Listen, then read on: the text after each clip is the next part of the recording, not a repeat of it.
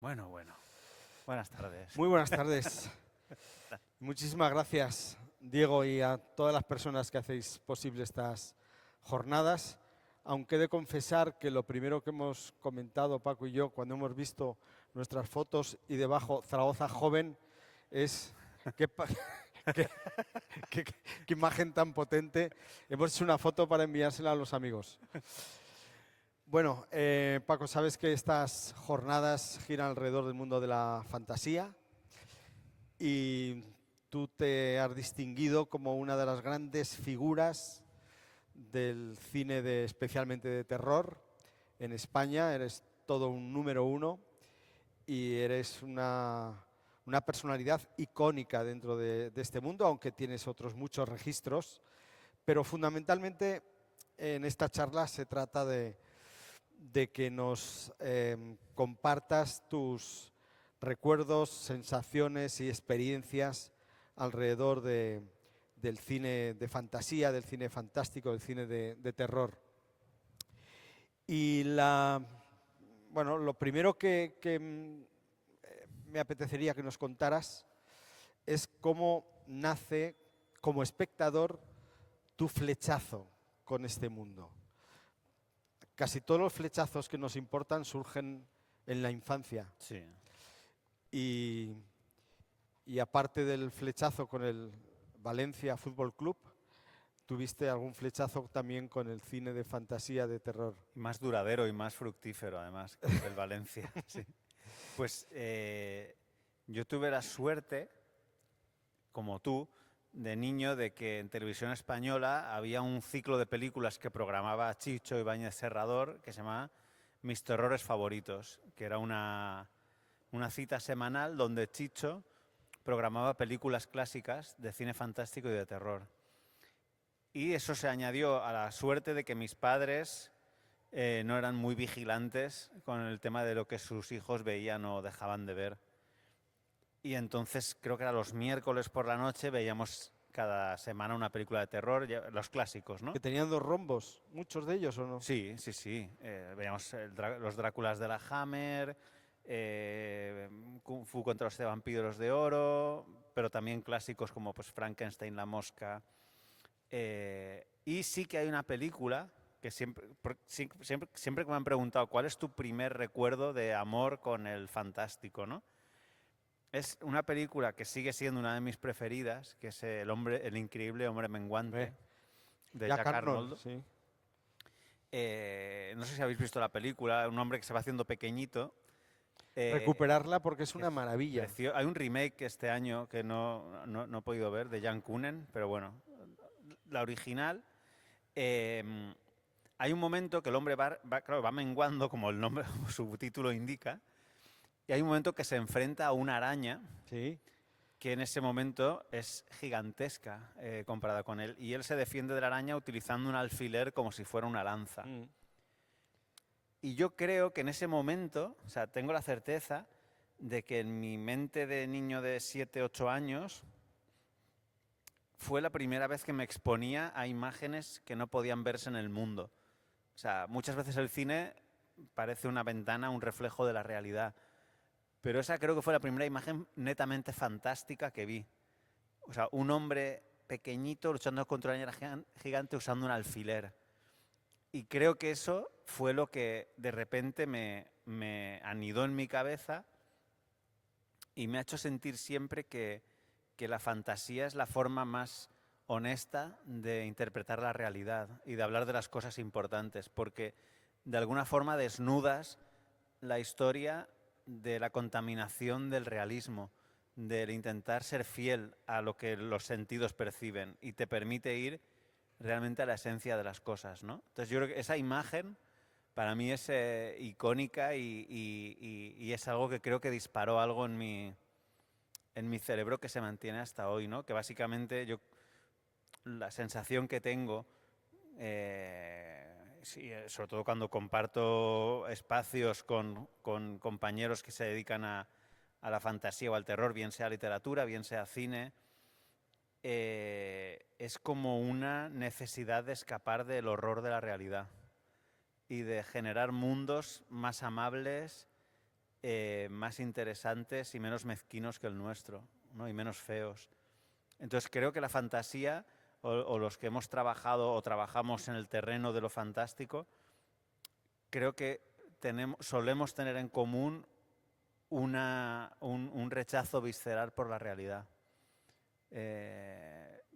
Como la necesidad de mirar hacia otro lado, ¿no? De no ver lo que hay delante de tus ojos porque es horrible. No, has hecho vamos, un discurso maravilloso alrededor del sentido del cine de fantasía, de terror, de su valor. Y es verdad, porque claro, es que lo que es realmente terrorífico es la realidad. O sea, el otro día cuando me enteré del asesinato de Rob Reiner y de su mujer a manos de su hijo, digo, claro, es que ¿quién supera esto en la ficción? O sea, es que ¿no? Es que además enfrentarte a... O sea, la fantasía te proporciona un colchón de seguridad de saber que, entre comillas, no es real lo que estás viendo, ¿no? Yo, por Claro. ejemplo, a mí me encanta exponerme a películas de contenido muy violento. Cuando realmente en el mundo real la violencia es algo que me bloquea, me escandaliza y me genera un rechazo visceral. O sea, es algo que no puedo soportar. Sin embargo, bajo el paraguas de la ficción puedo conseguir disfrutarlo, ¿no? Porque hay algo como de goce estético mezclado con la distancia que te proporciona el estar en un espacio de seguridad que es la sala de cine. Sí, porque sabes que eso es mentira. Claro. Una maravillosa mentira Entonces, claro, que te hace soñar y una maravillosa mentira que te provoca emociones fuertes, que también es muy agradable vivirlas siempre que no sean por una circunstancia real. es que, mira, hay una cosa que leí de un neurocientífico que me gustó mucho, hablando sobre el miedo y sobre por qué nos gusta pasar miedo. O sea, por qué disfrutamos con el cine de terror, ¿no? Los que disfrutamos, hay gente que no lo hace. Y explicaba que el miedo es lo que nos hace humanos. Todos los seres vivos, todos los animales, tienen miedo a una amenaza. Normalmente de un depredador, una amenaza real. Tú acuérdate de las imágenes que vemos de un río donde hay unos ciervos, unos gamos bebiendo y hay cocodrilos cerca y beben sin inmutarse porque hasta que no perciben la amenaza no sienten el miedo. Claro. El ser humano es el único animal que es capaz de sentir miedo por algo que no está delante de él o incluso sentir miedo por algo que no es real. Entonces, lo que nos hace realmente humanos es la capacidad de sentir miedo autoinfligido. Y entonces, es verdad que esa especie de cámara anecoica que es el cine, donde tú entras y suspendes la realidad, se apagan los móviles si hay suerte. Que no siempre hay que no suerte. siempre hay suerte, pero cada vez es más complicado, pero bueno. Y se apagan las luces y por un espacio de tiempo entregas tu conciencia a una historia con la que puedes, o sea, incluso, o sea, tú puedes llorar porque muere Javier Bardem en una película cuando tú sabes que Javier Bardem está en su casa perfectamente, pero sin embargo entregas tus emociones a la ficción y eso es algo que creo que nos distingue como especie y que hace que sea algo único, ¿no? Y es verdad que la sensación de sentir miedo por algo que tú conscientemente sabes que has entrado a un sitio, o sea, que estás haciendo un pacto de suspender tu credulidad, ¿no? Eso es precioso. Y creo que no hay una experiencia más satisfactoria en el mundo que estar en una sala llena de gente viendo una película de terror. O sea, es una experiencia preciosa. Tampoco está mal si es una comedia que hace reír a todo el mundo a la vez, ¿eh? Que esa experiencia también es bonita. Eso para quien le guste también está muy bien. Pero hay algo en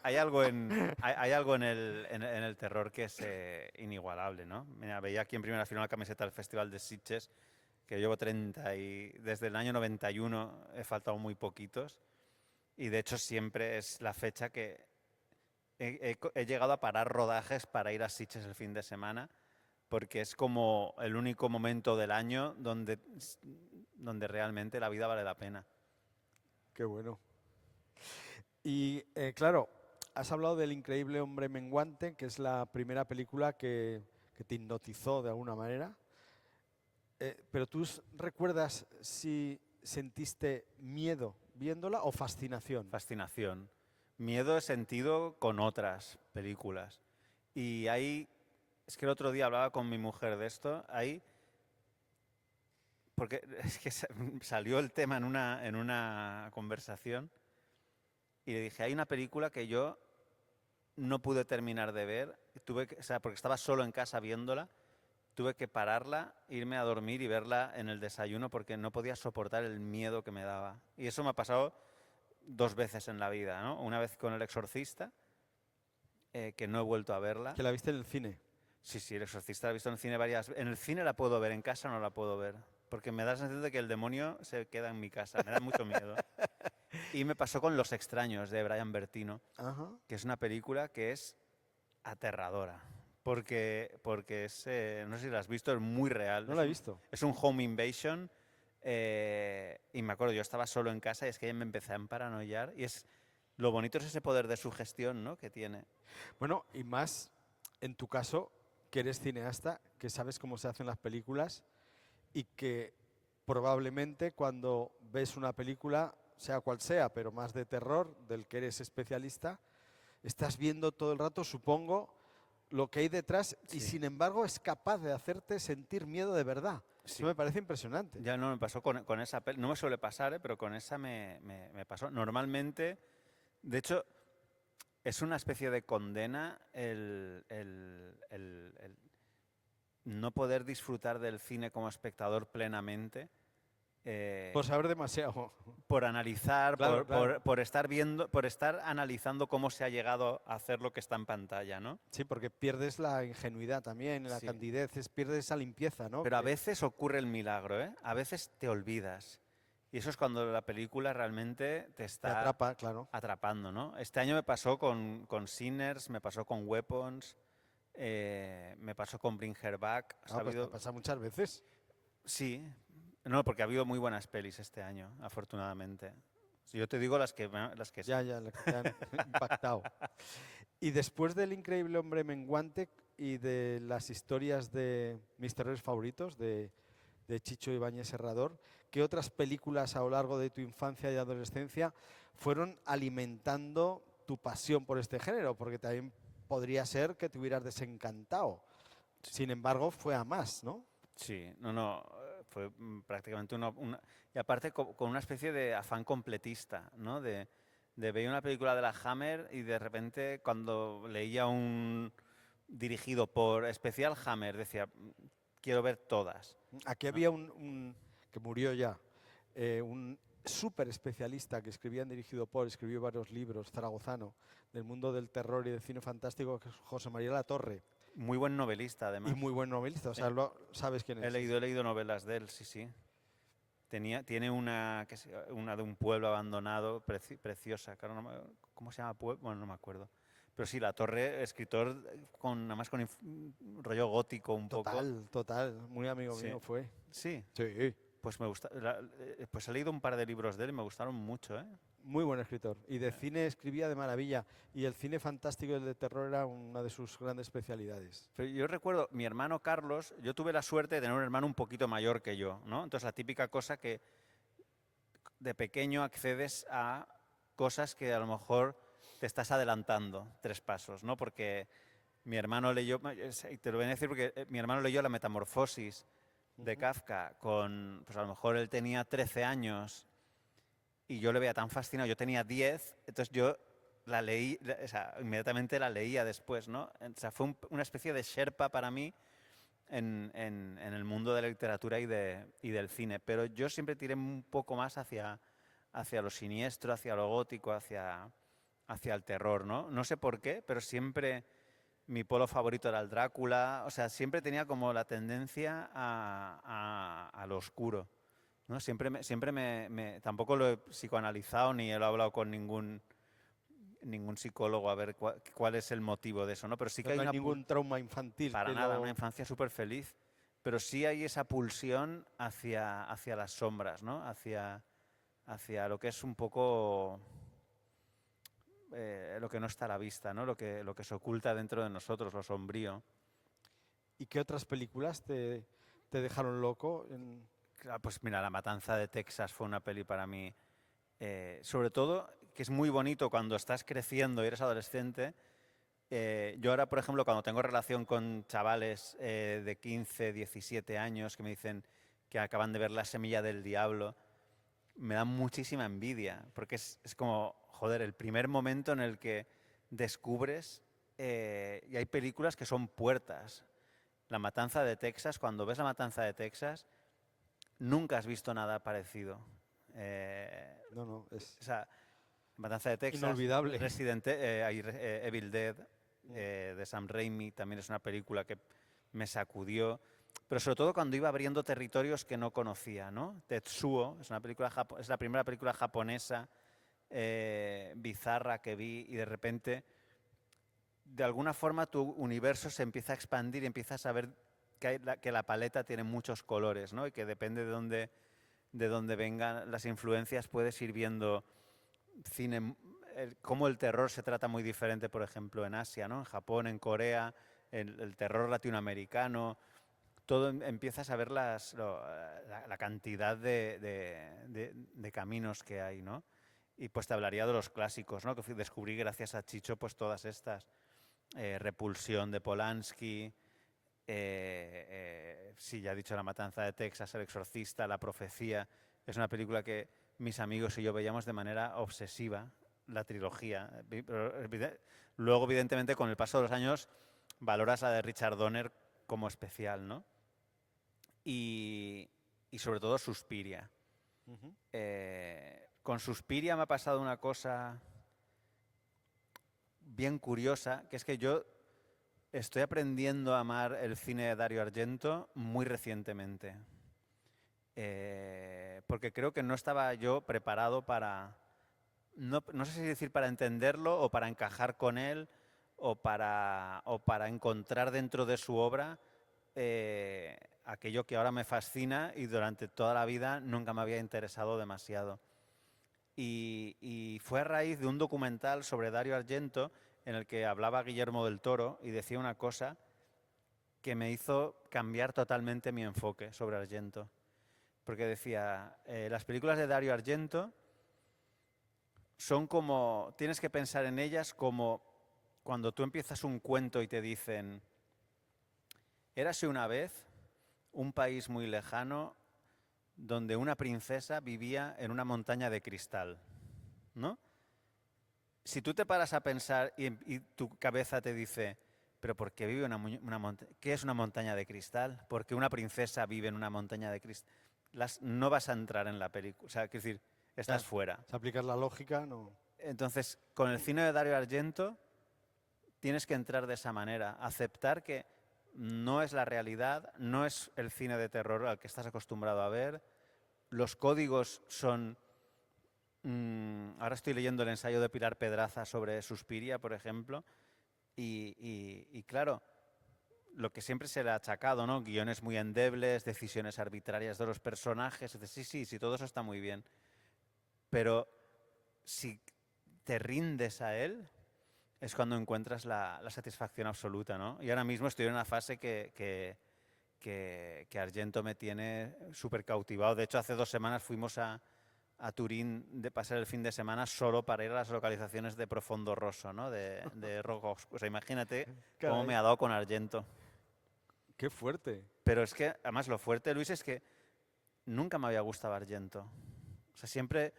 Y eso me da mucho que pensar que nuestro encuentro, o sea, nuestro encuentro con las películas es importantísimo en qué momento nos Hombre, encontramos, fundamental.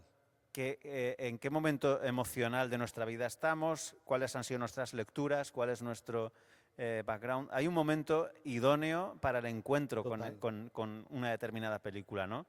Yo creo que todos hemos tenido la sensación de ver una película que nos ha fascinado con 15, con 20 años y verla y decir, pero qué horror, ¿qué veía yo en esta película? Y es que esa película encajaba contigo en ese momento, ¿no? Y ha dejado de encajar. A veces esos amores duran toda la vida. Sí, A veces sufres un desencanto. desencanto. Y te puede pasar, como a mí me ha pasado con Argento, de que sea un amor como el estanque dorado, un amor Tardío. otoñal. Tardío. Sí, Pues es que claro, es que eso que dices es muy interesante. Una película es esa película y sus circunstancias. sí. Porque también la compañía con la que la ves. O Todo sea, si la influye. ves con una mujer de la que estás profundamente enamorado, creo que te gusta más. No, y luego, claro, las películas, creo que a lo más que pueden aspirar es a ser el inicio de una conversación, ¿no? Claro, Es sí. Hombre, que salgas del cine y sigas que hablando de ella, desate un debate. que desate, exacto, un debate, reflexiones que te ayuden Sí, sí. a encontrar algo de ti mismo. Creo que eso es importantísimo. Y entonces, pues por eso mismo es muy determinante el momento en el que se produce ese encuentro, ¿no? Por eso yo, sabes que yo tengo la teoría de que no hay películas buenas y malas, de que la película, o sea, lo que nosotros entendemos por la película, para mí es el encuentro de esa película con una persona concreta. La película en sí misma no tiene valor, es un objeto, son ceros y unos en una plataforma, o celuloide en el mejor de los casos, o un DVD, es nada. Esa película solo existe cuando tú la ves.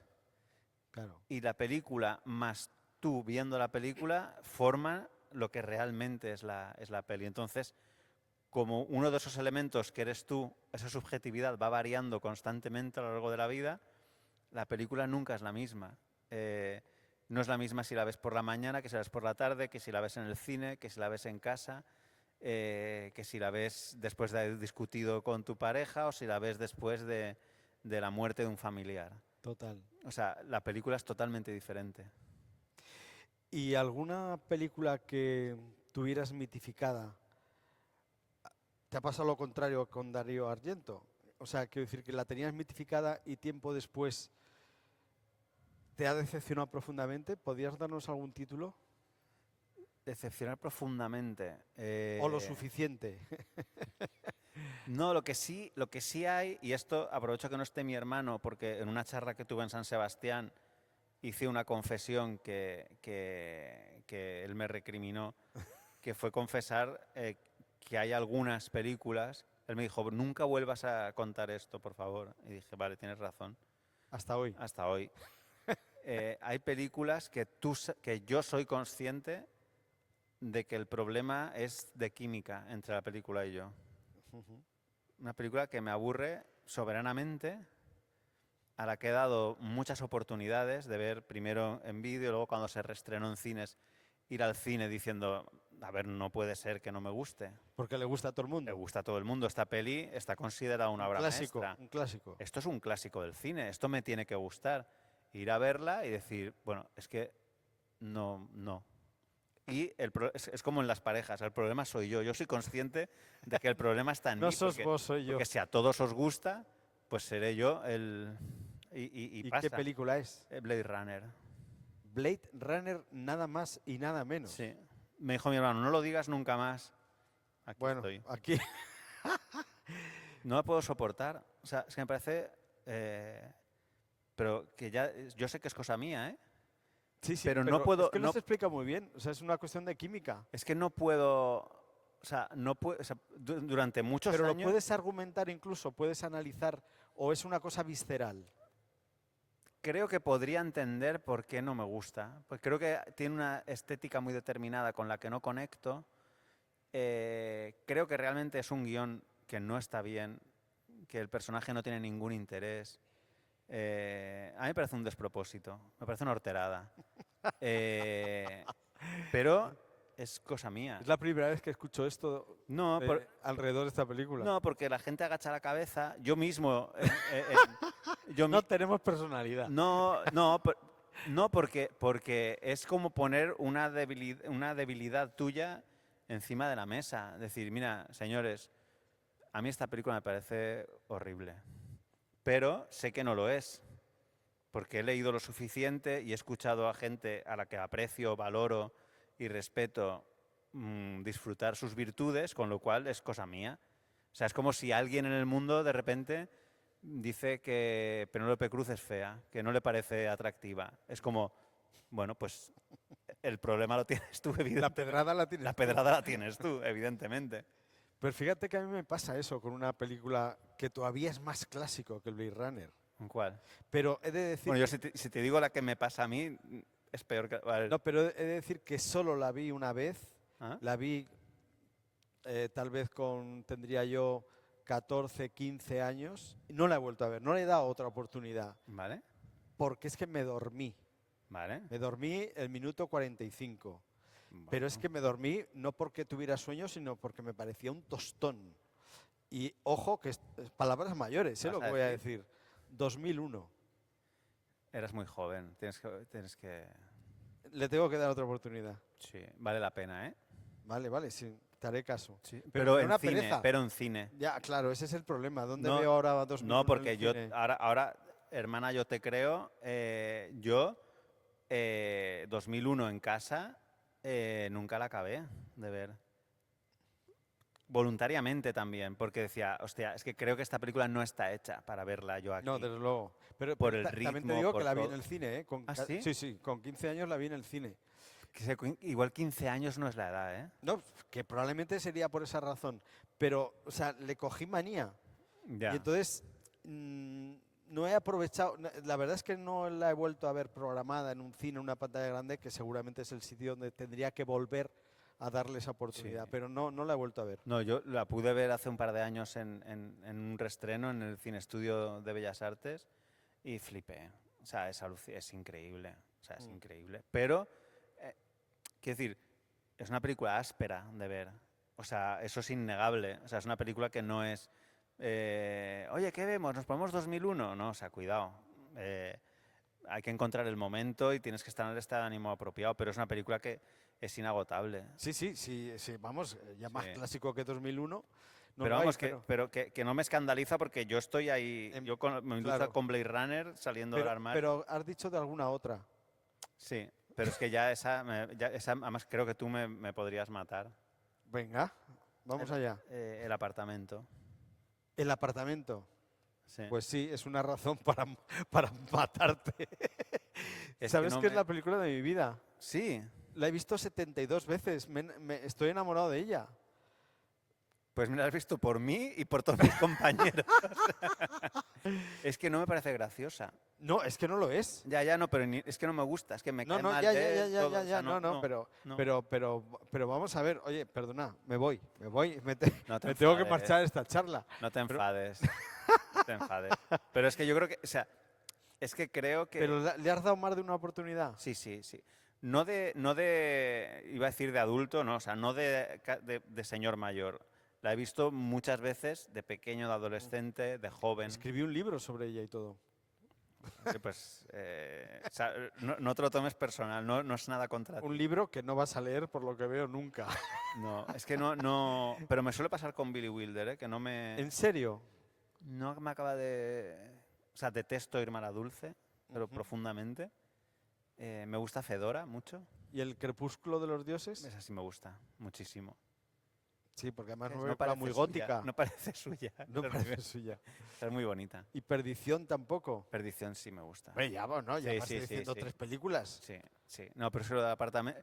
Pero no, también es que hay algo, ahí hay algo de rebeldía, de tonto, de como a todo el mundo le gusta Ya. pensar que, ¿sabes? No es lo mismo que Blade Runner. No es lo mismo. No, porque el apartamento es la hostia. O sea, no me cabe ni... Blade Runner es que es muy mala. Sí, o sea, Qué de bueno. hecho, es que lo puse una vez en Twitter, ¿Lo del apartamento o de lo Blade de Blade Runner? Runner. El apartamento no te atreves, Y me ¿eh? cayó de todo. No, pues yo creo que fue peor lo de Blade Runner, ¿eh? Porque puse, no me fío de las personas que dicen que les gusta Blade Runner. Porque me da la sensación de que están todos mintiendo. En plan de, pero es que no te gusta. Pero sí. O sea, es como una especie de show de Truman que me estáis haciendo entre todos, porque esto no te puede gustar. ¿Y que recibiste? Vamos, Ángel Sala casi me dice que no vuelva a pisar Sitges, o sea, bueno, horrible. Horrible. Fue una no, claro, hay mucha gente. "Oh, es que no sé qué, vas de fan terrible, es que no sé qué". Fan terrible con 50 años, no. Pero, Y, pero, o sea, parece como que me siento orgulloso de ello y no lo estoy. Era no, simplemente que por exponer, eres honesto, claro. simplemente por exponer que igual que soy consciente de que hay películas que no son muy buenos trabajos y que a mí me enamoran y me apasionan por lo que sea, porque Bueno, conectas con lo que has algo dicho de Darío Argento, ¿no? O sea, que son películas que que tienes ves que las encontrar. debilidades, pero te enamoran. Que Pero es que pasa con los seres humanos también, ¿eh? O sea, claro. que Amamos a la gente por los defectos, dicen. sí. Yo no sé si eso es del todo cierto, pero desde No, luego, pero hay algo de no, eso, pero sí. cuando amas a alguien, también amas sus Claro, debilidades. Sí, eso es verdad. ¿Y Psicosis de Hitchcock? Tengo curiosidad increíble, por ¿eh? saber. Bueno, es que Hitchcock es increíble en general. O sea, me gusta, o sea, yo soy más de Team Vértigo. Vértigo es mi película de Hitchcock y Los pájaros. Pero Psicosis, que además la he visto muchísimas veces por muchos motivos, es que es alucinante. Y sobre todo, también tiene mucho que ver con mi formación, digamos, como de académica, como de estudiante de cine, o sea, lo que significa Psicosis a nivel de estructura narrativa, de ruptura de la expectativa del espectador, los hallazgos técnicos, o sea, hay algo, El atrevimiento de cargarse a la protagonista a los claro, 15 minutos. es que eso te colocas intentas colocarte en la perspectiva de un espectador que en ese año va al cine y ve a Janet Leigh, que es una estrella. Total, eh, sabes que es un poco el guiño que hizo luego Kevin Williamson en Scream, ¿no? Con Drew total. Sí, Barrymore sí, y sí. aparece Drew Barrymore y te la Te cargas la y te quedas cargas. como, hostia, pero claro, este lo hizo 40 años antes. Y es que Psicosis es inagotable. O sea, de hecho, he hecho muchos guiños a Psicosis En tu cine. sí, en La abuela, por ejemplo, el cuadro que hay en la casa, Susana y Total. los viejos, Sí. es el cuadro que tiene Anthony Perkins para mirar a cómo se ducha ella, ¿no? Psicosis o sea, es que es una preciosidad. Plásticamente es increíble, estéticamente es arrebatadora y sobre todo tiene un guión que no debería funcionar. O sea, el atrevimiento de decir, o sea, normalmente cuando tú estás escribiendo supones que estás acompañando a un héroe, heroína, a un personaje en un viaje emocional, ¿no? Que de repente llegue el minuto 30 y pico y esa persona muera y empieces... O sea, eso es un atrevimiento formal que y que sigue funcionando. Sigue funcionando. Y qué curioso que Gus Van Sant hizo un remake Plano a copiando plano. plano a plano y veías la película y claro, te explicas muchas cosas. Porque, quiero decir, a mí no me interesó nada la de Gus Van Sant. Entonces, es como, ¿qué es el talento? Eso. O sea, la diferencia entre alguien como Hitchcock, que hace Psicosis, y uno que es un director apreciable, ¿no? Que tiene películas que están bastante bien, que la quiere copiar plano por plano y lo ves y Es que me recuerda mucho, o sea, hay un cuento de Borges que es un escritor, no sé si lo has leído, creo que está en ¿el del Quijote? ficciones, el del Ah, Quijote. se ve. Un escritor que Sí, sí, escribe el sí, sí. Quijote palabra por Sí, palabra sí, sí. exactamente igual. Sí, sí, pues exacto, sí, sí. Y lo compara y dice, Mm, esto no es una obra maestra, la nueva, sí, porque utiliza unos anacronismos que en caso de Cervantes eran modismos de la época, pero este autor contemporáneo, pues creo que aquí sucede exactamente lo inverso, sí, ¿no? exacto. Sí. Lo que es rompedor en los años 60, replicado en los años 2000, pues tiene menos gracia. Mm. Pero de todas maneras me parece un experimento artístico muy interesante por parte de Gus Van Sant, el decir, la voy a hacer exactamente igual, ¿no? Sí, O sea, casi es un ejercicio de humildad, ¿no? sí, De en plan no, de, es que no puedo tocar claro, nada. sí. Lo que pasa es que pero también es un poco inútil, ¿no? O sea, quiero decir, si en lugar de emplear el tiempo y el esfuerzo y el dinero en hacer un remake de Psicosis, podía haber hecho otra cosa. No, y sobre todo que es que hay algo que los personajes en Psicosis son contemporáneos. Claro, Está hablando, incluso en la relación humana entre los personajes, las relaciones han cambiado. O sea, no puedes... o sea, por ejemplo, hacer ahora un remake, en 2025, hacer un remake de Beautiful Girls, mm, ¿no? Un cuarentón que tiene una historia de amor platónico, aunque sea platónico, con una niña de 12 años.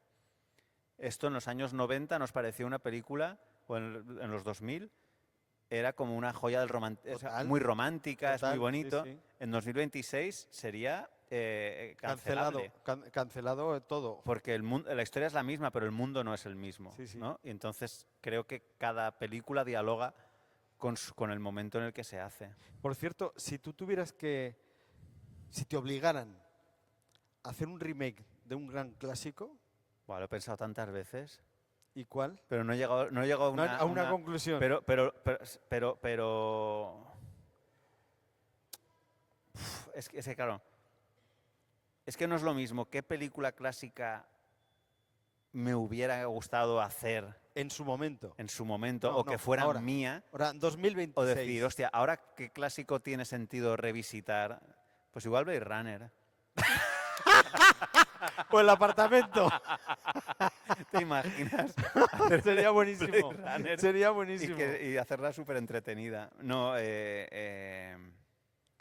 no lo sé. O sea, en un momento o sea, estuve en conversaciones para hacer una precuela de La Semilla del Diablo, ¿Ah? que luego se hizo, que se llama Apartamento 7A, que se estrenó en una plataforma aquí.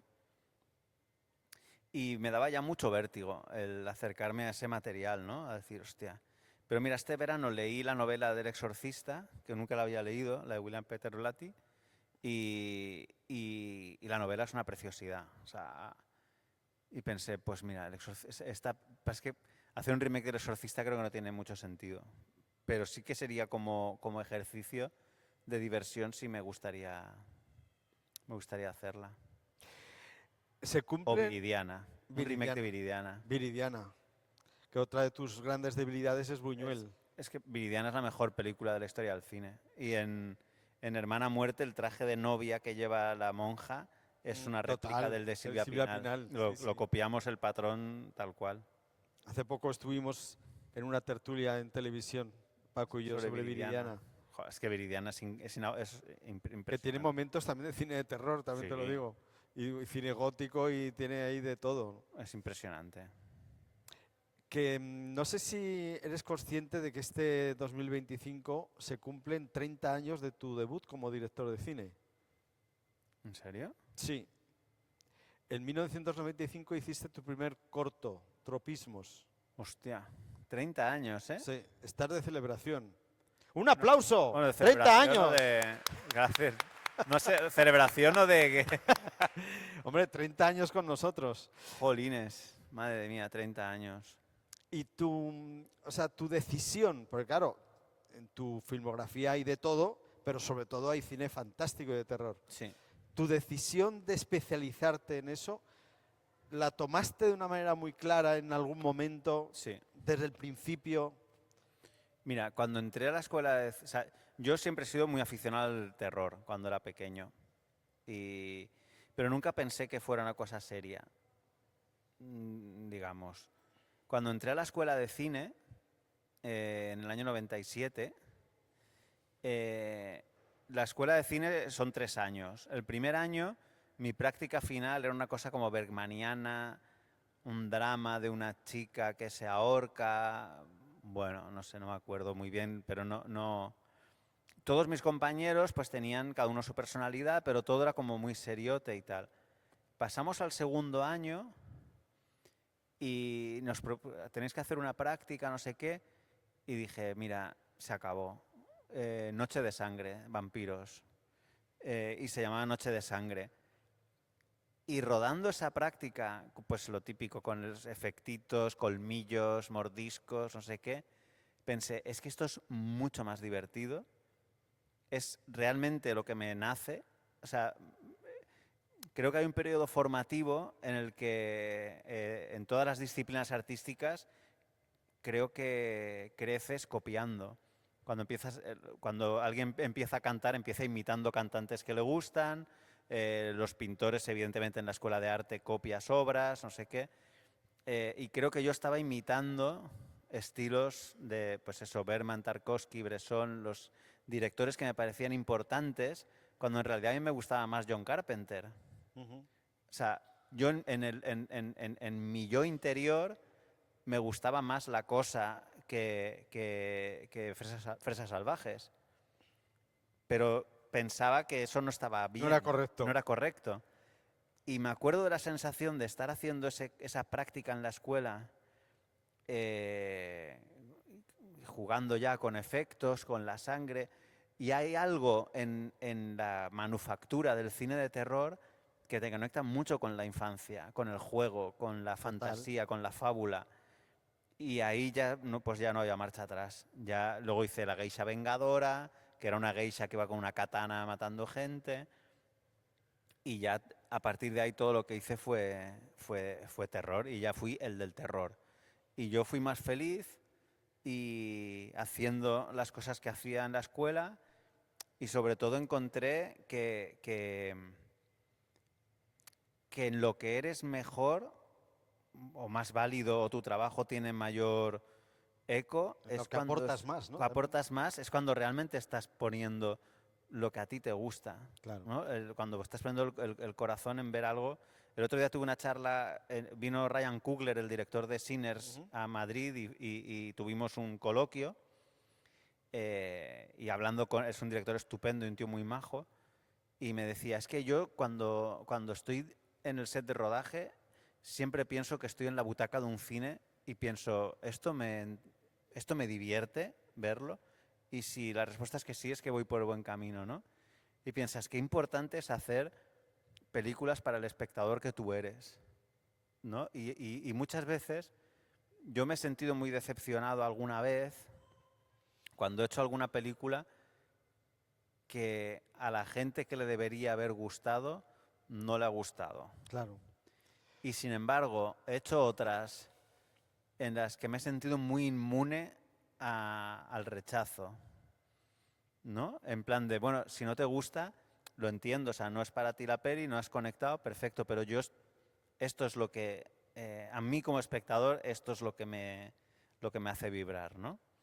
Y entonces creo que hay un camino en la etapa formativa de intentar encontrar qué espectador eres, y ser muy honesto con lo que a ti te gusta, porque se acaba proyectando en los demás, ¿no? Cuando compartes.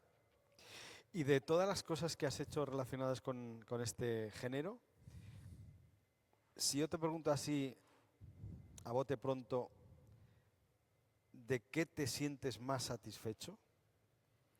Yo diría que o sea, la respuesta primera sería de todo en general, o sea, porque cada cosa me ha ayudado a hacer la siguiente.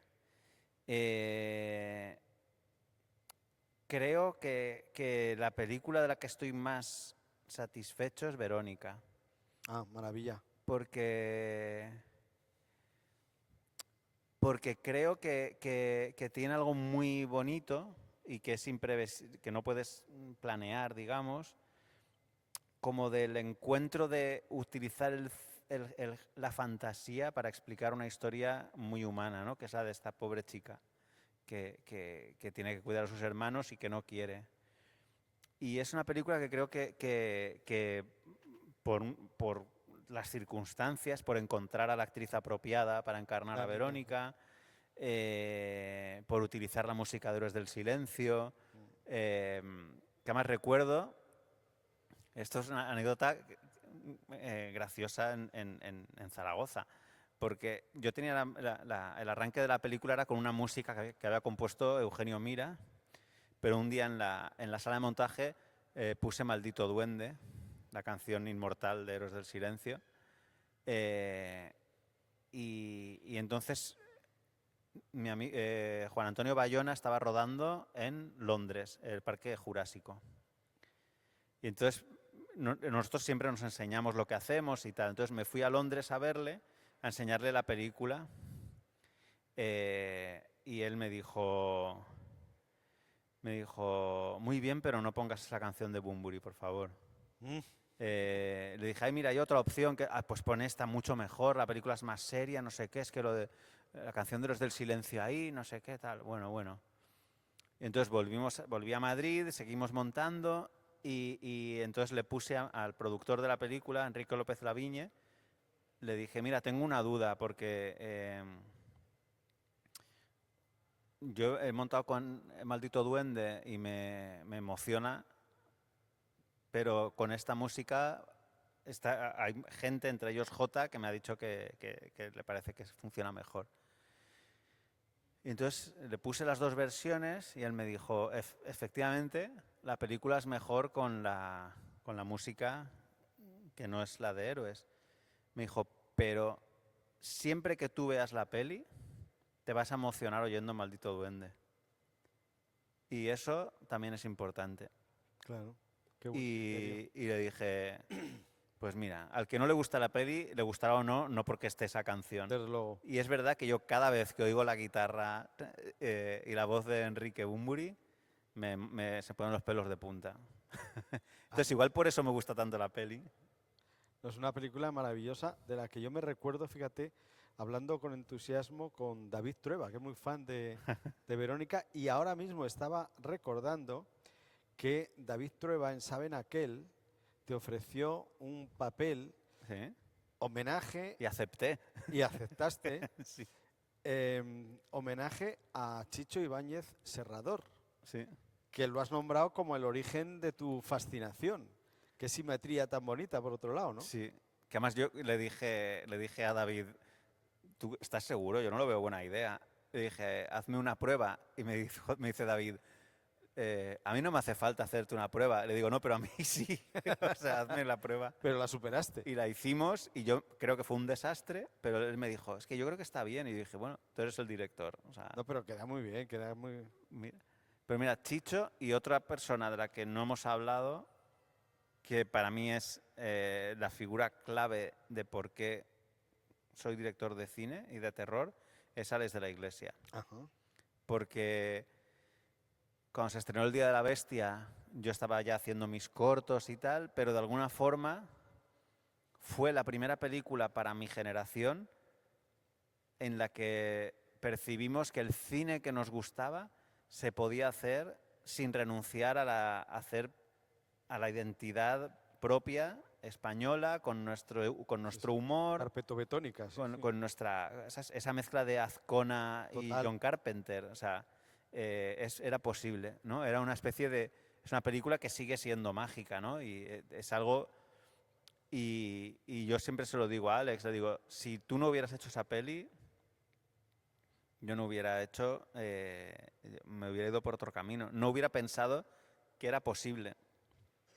Es curioso cómo de los últimos 30 o 30 y pico años, muchos de los grandes talentos del cine español habéis hecho cine de terror, cine fantástico.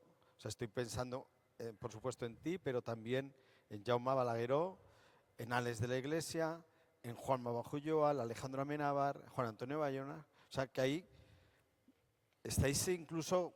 Porque antes de vosotros estaba Jesús Franco, Paul Nachi, pero eran como excepciones. Sí. Sin embargo, en tu generación creo que ha habido una explosión de talentos que además habéis llegado muy lejos en este Pero yo creo que género. es por Alex, ¿eh? Yo creo que Alex es un poco el hermano mayor de todos nosotros. O sea, porque es un poquito mayor que nosotros. Lo justo para poder verle como vernos en un espejo, ver un modelo, pero sí que nos allanó el terreno, ¿no? Con Acción Mutante y sobre todo con El Día de la Bestia. Yo creo que abrió un camino por el que nos fuimos colando los demás. También pienso que, y esto lo he hablado con Jaume y con Jota, que nosotros fuimos la primera generación de videoclub. La generación anterior a nosotros, su formación emocional con el cine fue en cineclubs, en filmotecas. Nosotros fuimos los primeros adolescentes con un VHS en casa. Claro. Y eso hacía que cuando tú ibas al videoclub y estaba la estantería, yo me acuerdo siempre que estaba Kagemusha de Akira Kurosawa y al lado Operación Dragón de Bruce Lee y al lado aquella casa al lado del cementerio. Y es como, a mí nadie me ha dicho cuál es la buena. Entonces veías en pie de igualdad, o sea, pues eso, veías películas de terror italiano, veías La Profecía y para ti era cine de terror, no sabías si Richard Donner era mejor que Máximo de la Mano o Sergio Martino. Entonces, esa falta de guía, yo creo que los que nos precedieron eran muy ciclo Truffaut, ciclo Fassbinder, o sea, Mizoguchi, Ozu. Vamos a ver grandes obras del cine. Nosotros veíamos grandes obras y grandes desastres, sin que nadie nos indicara cuáles eran las buenas, ¿no? Y creo que esa falta de prejuicio, por un lado, hizo que la inclinación al género fuera más desprejuiciada, que no lo viéramos como una cosa menor, porque está en la misma balda La sombra del lobo de Berman que... Qué buena explicación. ¿Sabes? Entonces creo que esa educación en el videoclub es muy importante para la aproximación al género sin prejuicio. ¿Tienes algún proyecto relacionado con el cine de terror o fantástico próximamente? Del que puedas hablar. Sí, o sea, puedo hablar de uno que no voy a hacer. Venga, adelante. Pero que es un proyecto que me encantaría hacer, ¿eh? Pero que no lo veo claro. Que ese, no sé si conoces La campana del infierno, la peli de Claudio Greenhill, Sí, hombre. que es muy célebre como película maldita, Sí, porque además porque él él murió en murió el rodaje. Se cayó Se cayó del decorado. campanario. Sí, sí. Entonces siempre he tenido la ilusión de hacer una película sobre ese rodaje. Mm. De recrear el ambiente de cómo era un rodaje en los años 70 en España, en un ambiente de estudiantes de la escuela de cine, progres, Sí, sí. sin embargo tratando una película de cine de género. Este codirigió una película con Víctor Erice. Sí, una peli eran o sea, como 3 episodios. Sí. Y esta era su segunda película en solitario. Y no la pudo terminar porque hay una maldición en Noya. Yo todos los veranos voy a Noya a rendirle homenaje a Claudio Guerín. Porque ahí en el suelo de piedra hay una cruz roja de donde cayó el cuerpo. Porque la leyenda es una iglesia que hay en Noya que solo tiene una torre. Hay una asimetría, debería haber 2 torres, solo hay una.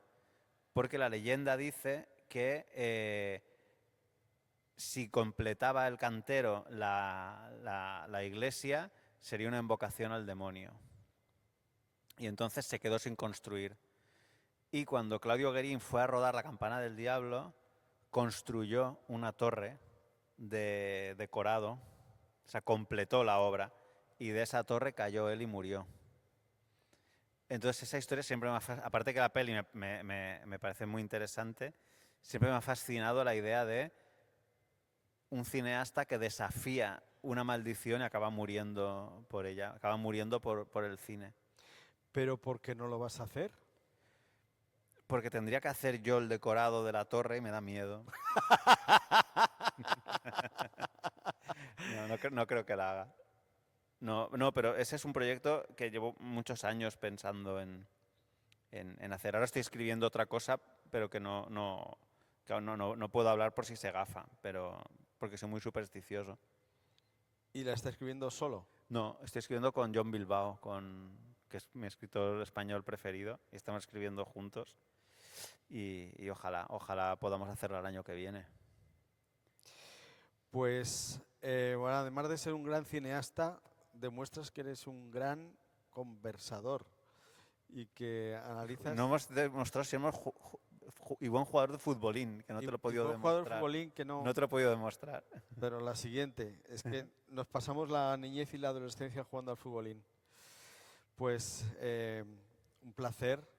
No sé si tenéis alguna pregunta que provoque una respuesta rápida sobre todo.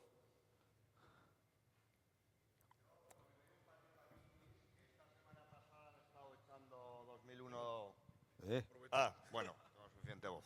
Que un palito a ti que esta semana han estado echando en el cine Palafox 2001, Odisea en el espacio en 70 milímetros. Es que ha sido muy casual que dijeras que no la echaban en el cine. Pues sí, la han estado echando esta semana en el cine. Oye, Es que aquí no nos llega bien el ¿Nos llega?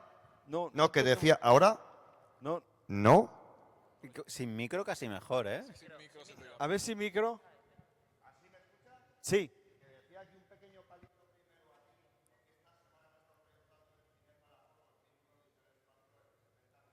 ¿Ves? Hostia. ¿Te das cuenta? ¿Te das cuenta si me interesa poco que ni me entero cuando se reestrena? O sea, eso confirma mi manía. O sea, para mí es invisible, fíjate. No, a vosotros.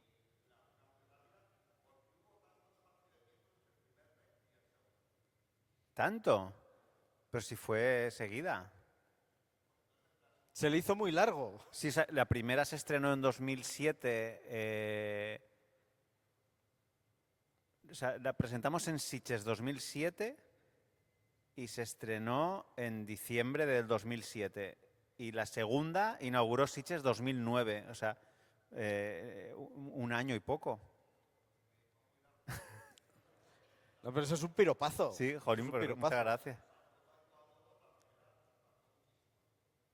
Pero fue rapidísimo, la verdad. Sí, sí, o sea, 2007 una, 2009 la siguiente. O sea, nos dio tiempo lo justo.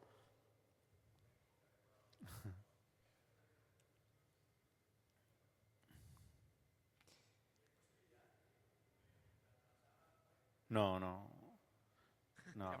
Sí, no, yo Rec ya está, ya pro. O sea, aparte es que tanta escalera para arriba, yo ya no puedo subir tantas. Es que mira, es que va a hacer 20 años. 2007, claro. O sea, es que, o sea, flipa. No, yo creo que eso ya está.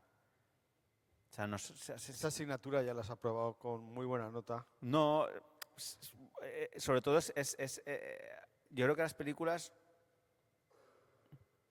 tienes que encontrar el motivo para hacerlas.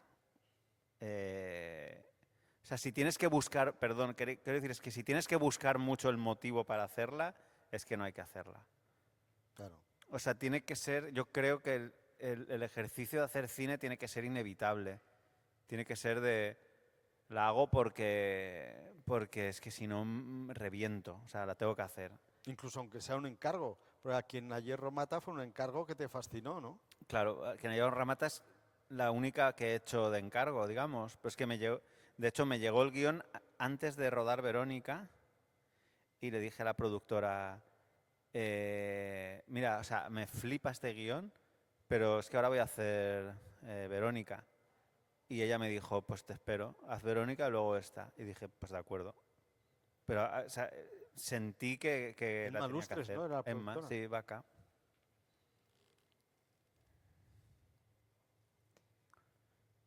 Sí, a mí. ¿Me oís? ¿Qué tal ahora? ¿Se oye?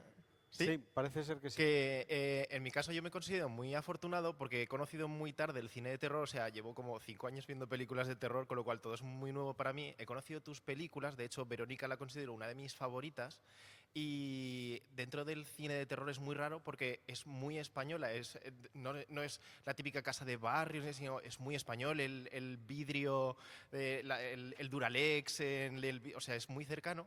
Y quería preguntarte, dentro de estas películas españolas, ¿qué opinas de Malasaña 32, que también la considero como, junto con Verónica, un gran referente de cine de terror español? Pues está muy bien.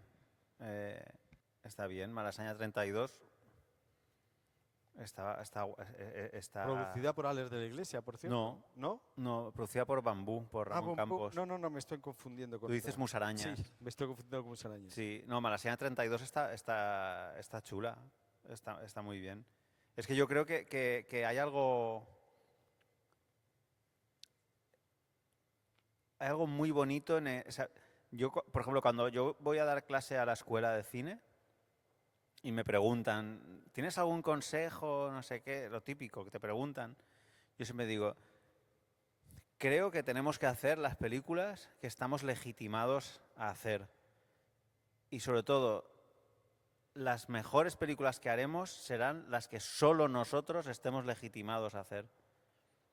Y yo digo, pongo el ejemplo de Verónica, por ejemplo, y digo, es que Verónica es mi vida.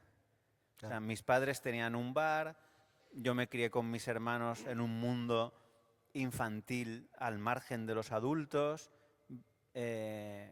vivíamos, o sea, mi colegio estaba en un sitio de bloques, era en La Plata, en Valencia, pero que es el equivalente de Vallecas. Barrio de extrarradio, clase trabajadora. O sea, entonces digo, es que esta peli... hay otras pelis que yo no sabré hacer o que serán mejores, pero esta peli nadie la puede hacer exactamente Claro. como la quiero hacer yo. A mí me flipaban Héroes del Silencio. O sea, de alguna forma encuentras, y creo que eso es aplicable pues a Malasaña y a muchas, al Día de la Bestia, por supuesto. O sea, el encontrar películas que no copien modelos, aunque se puedan inspirar, evidentemente, y tienes Torrente influencias. es otro caso muy claro. O sea, Torrente en Corea no la van a hacer. No, Y en Suecia no la van a entender. tampoco. O sea, es como explicar lo que somos, ¿no? Que de alguna forma el cine es una ventana de dos direcciones, ¿no? Para el espectador para conocer una realidad y para los que hacen las películas para explicar cómo es su mundo, ¿no? Las películas son embajadas. O sea, las películas españolas es la mejor manera. O sea, en todo el mundo se conoce el cine de Almodóvar y han entendido un poco nuestra idiosincrasia por ver Claro. películas de Almodóvar, ¿no? Nuestro humor, el chascarrillo, el disparate, esto que nos hace españoles, ¿no? El Quijote mismo es un ejemplo máximo. El Quijote que sorprende mucho cuando lo lees de adulto porque yo, mira, este verano precisamente lo leí, porque yo había Ah, sí, leído en el colegio, pero no lo había leído de adulto Claro, claro. por placer. Y claro, dices, joder, es que es una comedia. O sea, Total. cuando piensas en el Quijote, no piensas que va a ser una comedia llena de chascarrillos como los de Azcona, sin ir más lejos, ¿no? Y es lo que es puramente español, ¿no? Yo siempre pienso cuando veo estas películas o series españolas en las que los policías son muy serios, ¿no? Están muy preocupados y tal. Yo pienso, es que no son así. Yo los policías que veo en España son del chascarrillo. Sí. O sea, o son de la Isla de las Tentaciones, mazaos con tatuajes, o son barrigones como que sacaron la oposición hace 30 años y no han hecho una flexión nunca más, ¿no? Pero no son esta gente de gabardina. No, es que eso no existe. Eso no existe, ¿no? Mira, en la escuela de cine en Madrid hay un cartel en la terraza. La cafetería tiene acceso a una terraza y hay un cartel que para mí que es lo que para mí es lo español, que pone prohibido sacar las sillas a la terraza. Y debajo pone si las sacáis volverlas a meter. Y piensas, esto un danés no lo entiende. No. Esto es España. Qué bueno. O sea, qué y yo bueno. pienso, es que esto es lo que somos nosotros, ¿no? Y eso es lo que creo que en nuestras películas tenemos que esforzarnos que transpiren eso. Sí, que- totalmente de acuerdo. Por eso Berlanga es tan grande, ¿no? O Azcona o Buñuel cuando Y es estuvo increíble aquí. que Berlanga no haya tenido un prestigio internacional a la altura de su talento. Es muy desconocido. Es muy desconocido. Es muy Hay desconocido. porque he pensado mucho sobre esto de Berlanga y hay un factor fundamental y es que subtituladas en otro idioma, Ya, las películas de Berlanga, o sea, cuando hay tantos diálogos es verdad. que se atropellan, o sea, Plácido, subtitulada en inglés. Pero gente hablando a la vez. No, tal. es imposible que ese Sí. encanto se transmita. Esa puede ser una de las razones. Bueno, pues que muchísimas gracias. Muchas gracias, un Paco, ha placer sido un estar con placer. vosotros. Aplauso. Un gusto. Muchas gracias.